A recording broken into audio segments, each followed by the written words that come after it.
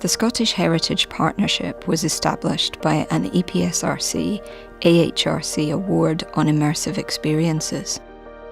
The partners are the University of Glasgow, Solus Heritage, the National Trust for Scotland, National Library of Scotland, and Glasgow Museums. Its goals were to explore the audience data of immersive experiences of all kinds in Scotland, to provide evidence for design and procurement values in immersives for the heritage industry. Its core questions were: how successful are the current approaches to immersive technologies at major heritage sites in Scotland? What kinds of future development in procurement and design are supported by this evidence? Tourism is a £6 billion business in Scotland, and there are some 17 million visits annually to heritage and culture sites in Edinburgh and Glasgow alone. Immersive experiences are on the rise, and audiences are changing fast.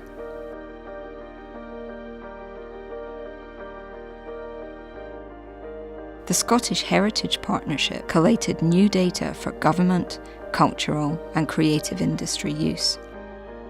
We asked visitors how they responded to the immersive experiences at a number of sites and any issues they experienced.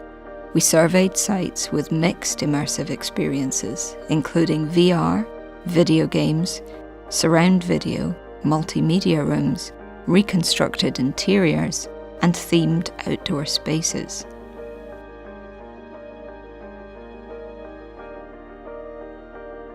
What kinds of immersive experience are best?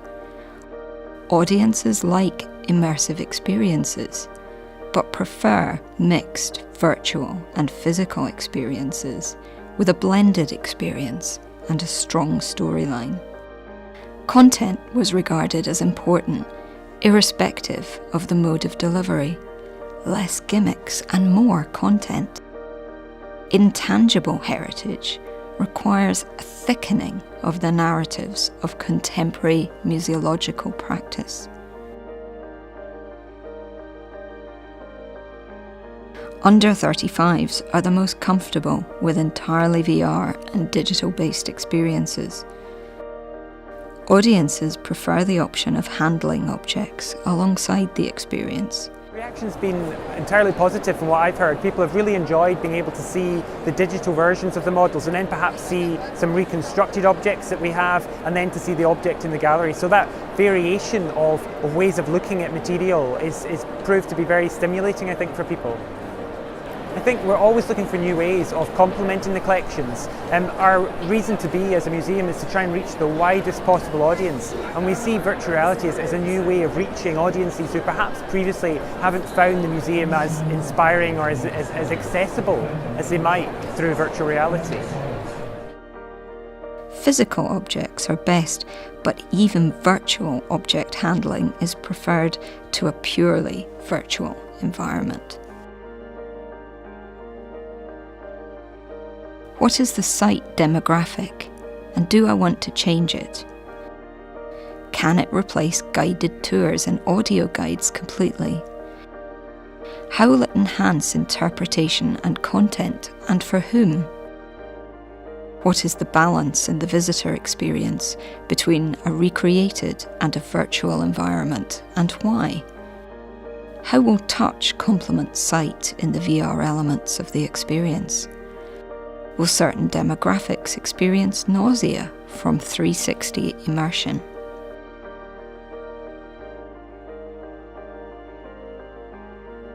Will audibles be needed, and if so, can they be subtitled?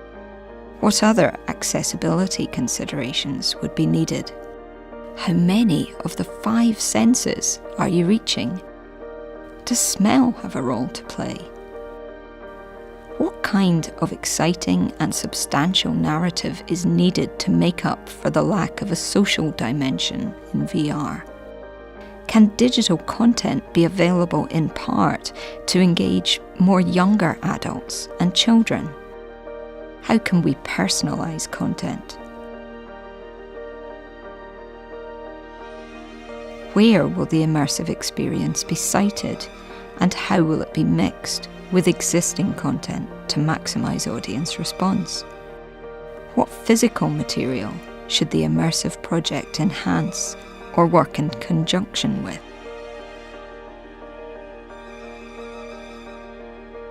What is the value added by VR or AR, and does it justify the maintenance and development costs of ongoing technical upgrades? VR or AR or haptic delivery, what is the comparative efficacy, objectives and costs?